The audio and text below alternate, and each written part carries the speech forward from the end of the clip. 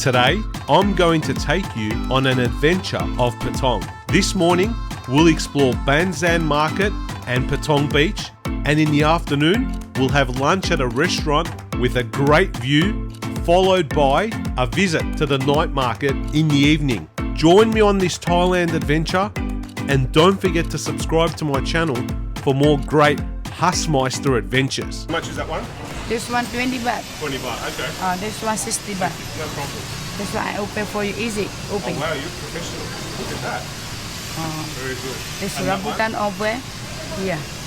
Just squeeze. Yeah, okay. Another one open. Please.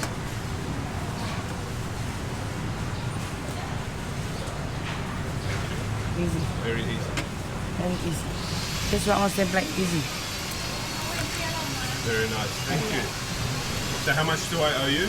80 baht together. 80 baht? Yeah. The lady was kind enough to open them for me, or peel them for me I should say. There's a technique to it. You've got to squeeze the actual fruit and then it cracks open.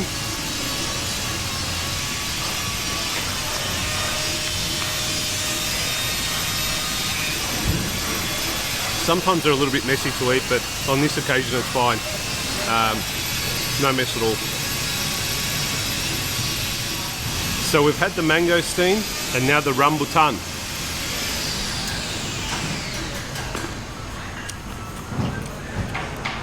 Very nice. Bit of noise going on here. It's Asia. There's always some kind of drilling, banging, fixing, pouring of concrete or roadworks going on. It's just unavoidable. But the rambutan along with the mangosteen are very refreshing. I particularly like having these fruit in the morning. They've got a lot of energy and probably a lot of natural sugar, so they'll give you a good energy burst throughout the day. I'll give it a shot, see if I can open it on my own. Oh, there we go. Not too hard after all. Looks like a little ball, or like a little pickled onion actually, and it just slides right out of its peel, or its little case as we call it. It's not that prickly, it's just a little bit kind of weedy, shall we say. It feels like it's just come out of the ocean.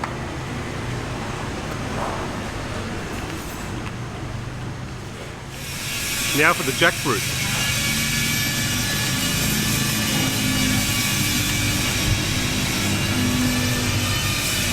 Very nice, very rubbery. This one's got a bit of a perfect shape. Look at that, it looks like a diamond.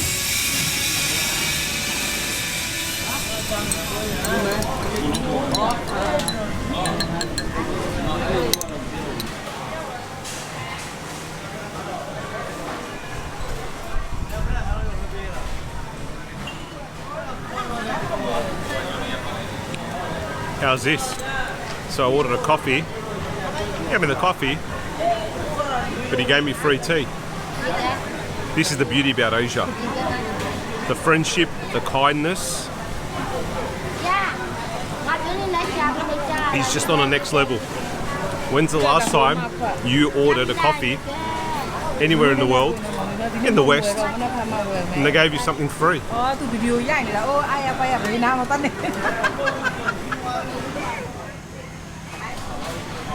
So, this morning, it's a Saturday morning, so naturally I wake up, and as a child my father used to take me to the markets on Saturday mornings. So I've been conditioned to wake up, particularly on a Saturday morning, and go to the market. And here I am in Phuket at the market. It's all locals, so I haven't seen any tourists yet. There's everything in here. There's fruit and vegetables, there's seafood, there's meat, there's food as well. People are buying food. As we know, Asians don't have breakfast, they eat a meal in the morning. Unlike us Westerners, we tend to have, or mostly tend to have, cornflakes and a lighter meal, shall we say. But our good neighbours and friends, the Asians, they prefer to eat the meals, whether it's rice or noodles. And I guess this will keep them going till lunchtime. Anyhow, I'm looking for fruit. I've actually already eaten some fruit, including mangosteen, jackfruit, and rambutan. I think that was the name. Spices, sauces, you name it, it's all here. It's a very local market. I can't see any tourists, as I said earlier. So my conditioning has led me to come to the market and to buy something. A little something at least. That way I feel like I have fulfilled my life and how I've been conditioned to work and operate.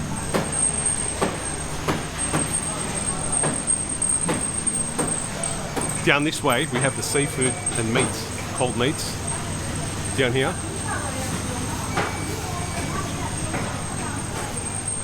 Prices are fairly good actually. I paid 100 baht per kilo for the rambutan and mangosteen. I only bought 1 or 2 of each, so that's not a lot of money. And the jackfruit was 60 baht, which is about $3, maybe less. Can you see our friends wiggling around in there? I think they're catfish. So, prices are very reasonable. Just watch out on the floors, like my career trip. You don't want to slip over and go for a 6. The floors are wet.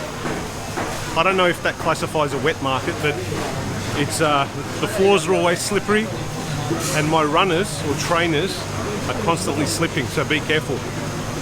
If you come in here, pay attention to the floor as well.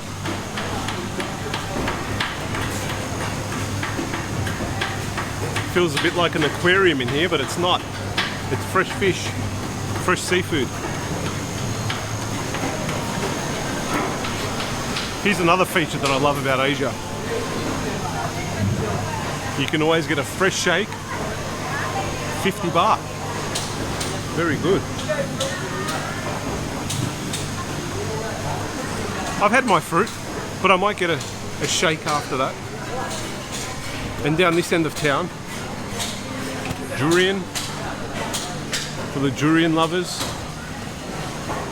We've got mangoes, rambutan,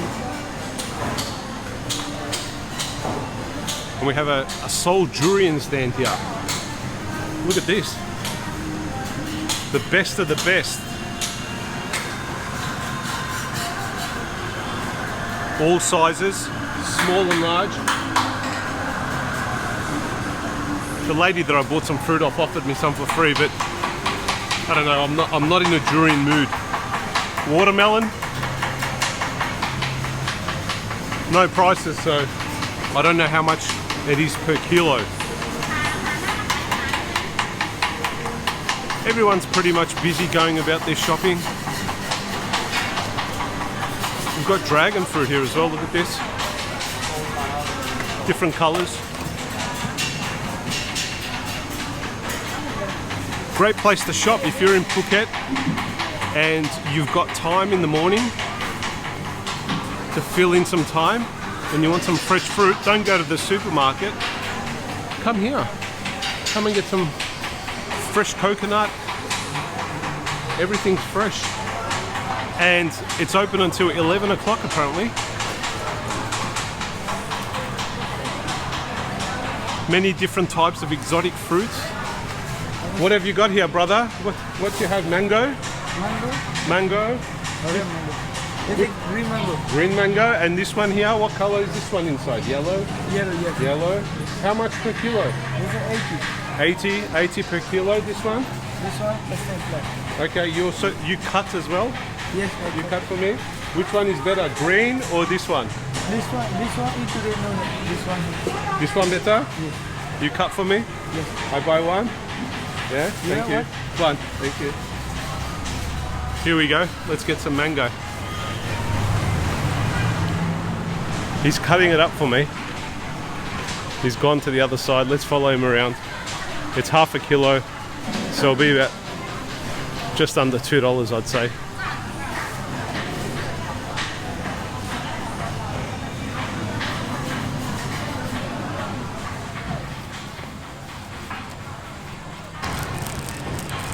half a kilo of green mango for 35 baht. That's pretty good. That's under $2 Australian. Look at me. Water is dripping off my face. It is so hot here. I'm at a stage now where I'm sweating, but it doesn't even faze me. It just drips down my face. Look at that. But it's been raining a lot here, and it's very humid after it rains. So anyway, that aside, under $2 for, you know, all of that mango, green mango I should say. Good little place, this market. You can really get yourself some deals. Just head up the steps there, go inside. All the vendors are friendly, pretty relaxed. Everyone's fairly casual. I don't see no you know, dodgy dealing or upselling or kind of, you know, playing of the prices in there. The prices are all there. It is what it is. Everyone's trying to make $1, and there's the name of the place there. Let me try and pronounce that for you. Banzaan Fresh Market. So it's right here next to the Tiger Hotel across the road. The Golden Chook and Jung Ceylon Market behind it. Just some of the landmarks around here. And Bangla Boxing Stadium right across the road from there. This place is open until 11 o'clock.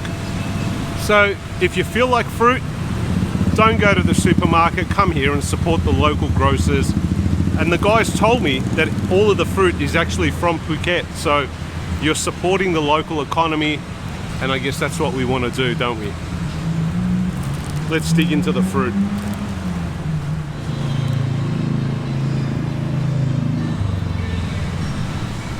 I've walked about 1 kilometre north of Bangla Road, and I'm in a bit more of a quiet area, probably reminiscent of the old days when Phuket was a haven for the backpackers. And when I say the old days, I'm talking about the 1970s and 80s. And all of this area here was probably just jungle, I'd say, and a bit of sand on the beach. But certainly the 5-star accommodation and hotels and hostels and so forth weren't around. That came on later on, in approximately in the 80s and 90s. In the 80s and 90s, you had a lot of Thai Chinese families around here that used to own rubber plantations, pineapple plantations, and they had a lot of land around here, and they started selling off to developers. Look at this. People enjoying the sun. So as these families sold off their plantations, we had a big commercial industry building big 5-star accommodation, resorts, restaurants, shopping malls. And what we have today is the modern day Phuket. This obviously grew all throughout the 2000s, and that's when I first came here. I first came here in 2005 after the tsunami, and there was still a lot of shacks and a lot of farms in the area. There wasn't as many resorts and malls that we see now. Like every time I come here, I see considerable change. It's still developing. So the place has come a long way. In the old days, the backpackers would come here and just stay here apparently for about a few baht. You know, they'd rent a mat on the floor in a bar or a shed. So, and they would just kind of eat simple, they would drink simple, and there was none of this high-rise resort living, and especially this 5-star or even 6 or 7-star accommodation that exists now. along with the changes in the geography and the introduction of resorts, shopping malls, and new age buildings, what I've also noticed as well is the change in demographics. The types of tourists that come here have also changed. What do I mean by that? So in the early 2000s, I recall that most of the tourists were Australian, a lot of Europeans. I used to see a lot of Scandinavians here. I don't see that anymore. I see a lot more different types of ethnicities in different areas of Patong. Let's stick to Patong for the sake of this topic. If you look on the outskirts, which is about a K down the road from Bangla Road, where I am now, you see a lot of Russians. I think the Russian people prefer to just relax, enjoy the beach a lot more, sunbake, and do more of those natural activities. A lot more here. As you go up this path particular that we're walking up and you get closer to Patong, it gets busier, and you'll realize that a lot of the roads that cross through Patong or come off Patong, off Bangla Road, are now Arabic. So you see a lot of kebab shops, Arabic sweets, services tailored to people from the Arab world, the Gulf. As for the markets, with the runners or the trainers and the bags and the knickknacks, that seems to be run by the Indians. And I did a few tours, and my tours were mainly Indian people traveling through Thailand, enjoying themselves just like I am. And they are traveling in families, friends, in groups. And I spoke to a few of them, and they said that they were all here on, package deals for 4 to 6 days. And there's a new wave of tourists, or group of tourists, that are coming into Thailand. And they've always obviously been here, these people. But as the wealth, in my opinion, shifts to the Asia region, the clientele here is also changing. As for the Aussies, I don't know where we're going. Maybe we're still preferring Bali as opposed to Thailand. I don't see much difference in a price point. I think they're both probably on par with service and quality. They're both good. Maybe people are opting for, or the Aussies are opting for Bali because it's closer. So my observations of Patong, this is what I believe is happening. I don't know where we will be 5 to 10 years later. It could all change again. But it's always good to travel and refresh your memories and see what's happening in the world. So we don't live with those old memories, we kind of get an understanding of what's happening now. And obviously Phuket is still a great place, and I still recommend coming here. It's awesome. A lot to do, a lot to see, and very well priced.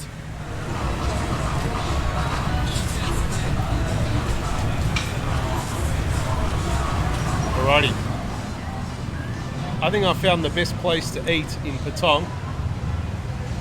It's questionable, but if you really want to be close to the action, you got to give some thought into where you want to sit, where you want to kind of have your food. I reckon this is a really good spot to hang out, and I'll show you why. I'll tell you exactly where I am sitting at the moment. There it is. What's that? Anyone know what that is? That's Bangla Road. Bangla Road is like a stone throw away. It's just there. And I'm sitting at, what's this place called? Khan's Haus. I think it's actually German.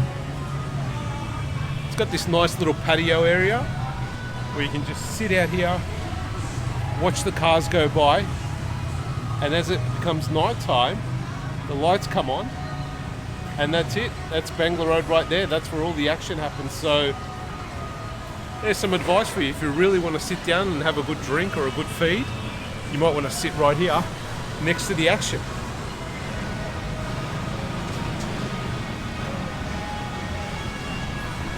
the beach is also right there. So you've got two main points of interest right in front of you. One, you got Bangla Road right there, and two, you got the beach behind you.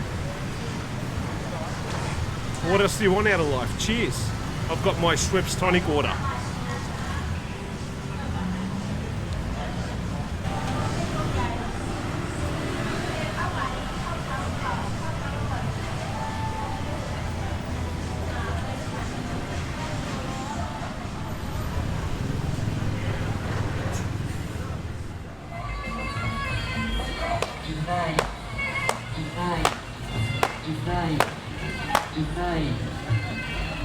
After a nice late lunch, I decide to stroll down the Bangla Road area.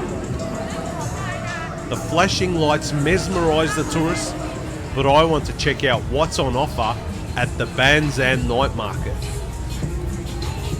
Just around the corner from Bangla Road is the market, and it's easily accessible by foot. It's not as loud, but it's equally as busy.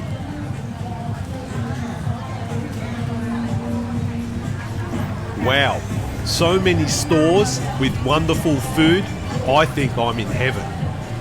Time to eat.